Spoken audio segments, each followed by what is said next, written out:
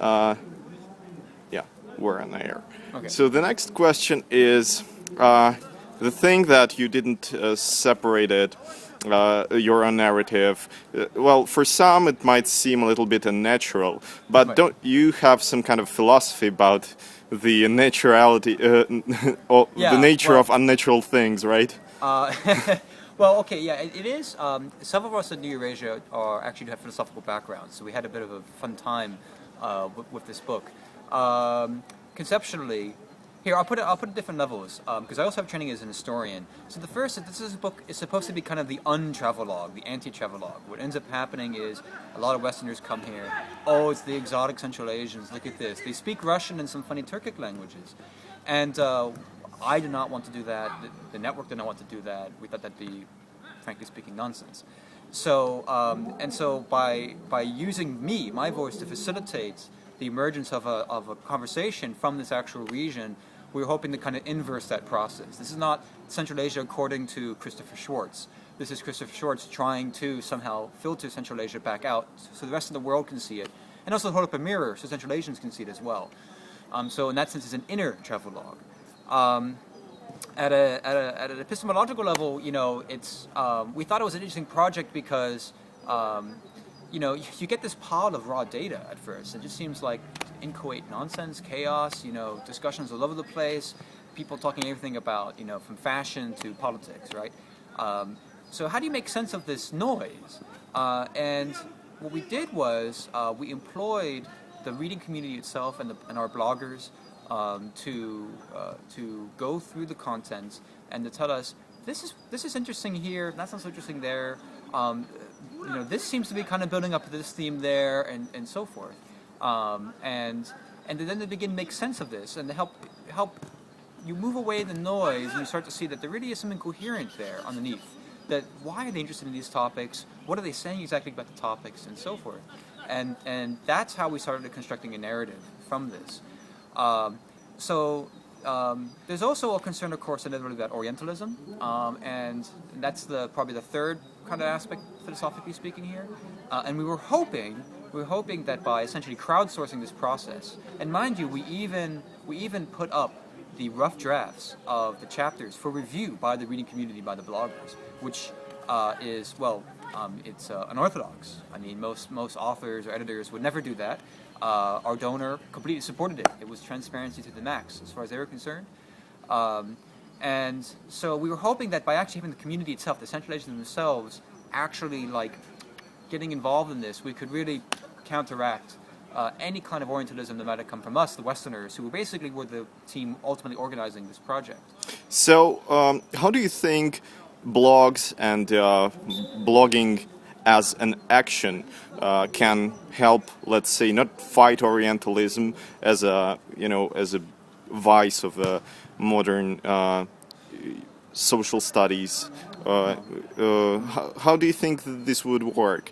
Does your project is a part of this kind of a Right. new, let's say, regional studies with less Orientalism than before? Well, it's interesting because the project itself began originally. So the predecessor website was thinkingeast.net, which was Central Asia and Middle East by and for young people from these regions, or young people studying these regions. And New Eurasia was originally the blogging division of Thinking East, and then it really became its own thing. But at the very beginning, it was preponderantly Western. It was mostly American and European students working on Central Asia. So it was actually part of the inspiration came from you guys, actually, Global Voices Online, to reconceive this. Okay, wait a minute. We got people who can read and write. We got people in the region who can read and write. Okay, internet penetration is lousy, but these people can be coherent. They can get their points of view across. They just don't necessarily know how. And the blog, which emerged in the West as a form of journalism originally, journal diary keeping. Sorry, the blog presented itself to us as really the ideal vehicle for this. Now, it's not totally sufficient. It has its own endless problems as well. But as a medium, it really offered the opportunity to get the voice of, let's say, just some young KeyMep student in Almaty here to actually be heard by the larger Russophonic community or the Anglophonic community. And you can put them right out there, whoop, right out there onto the internet. And there you have it. Now, is this sufficient to combat Orientalism? The obvious answer, the honest answer is no. But it is one hell of a start, because what happens in Orientalism is you have the experts discoursing about that society, and he kind of captures a narrative, and he transforms a narrative, especially in the case of a society that doesn't have its own scholastic tradition or its own literary tradition and so on. So then he can kind of imprint himself upon that society, or rather his imprint first works in the West or an imperial power, and then that cycles back to eventually infiltrate and dominate the region itself. So this is all well detailed now since Edward Said. And so by actually directly putting out the voices themselves, what we call in historical discipline social history or public history of the mass, you stand a good chance of counteracting the process, because then the Thomas Friedmans of the world can't just say whatever they want to say about whatever, the Middle East, Central Asia, China, and so on, without having to take consideration that there's a lot of people out there now who can simply say, you're wrong. I'm from this region and you're wrong. Okay. Your book is published in Russian. Do you plan to publish the same one for English-speaking audience? It's the other way around, actually. So it was originally written in English and then translated into see. Russian. But this is a very key and important methodological point, and it represents one of the problems and flaws of a project like this, in all honesty. So I myself do not yet speak Russian, and I certainly do not speak any of the local languages here yet. I was brought aboard the project actually because of my status as an outsider, and because apparently people consider me to be a good writer in English. And so what happened was I was very dependent upon the bloggers and research assistants and our site translator, who translated the book into Russian. His name is Andrei Tolstoy, to do this, which we were hoping would actually help counteract Orientalism in a way. Right? They had to tell me what's important, but it gets methodologically complicated. So what happens is, for example, we have the Russian content that has to be rendered into English. Then we have the local language content also to be rendered in English. Andre can do the Russian content. We have to get like Anna Sultan to do the Turkmen. We have to get Musa Firbek to do the Uzbek, and so on, right? And all of this ends up being compiled into a very coherent English, because I'm the one editing all of it, right? So it very much has a kind of, even though you still hear independent voices, it all sort of sounds like the same guy edited all of it. And then it gets rendered into Russian.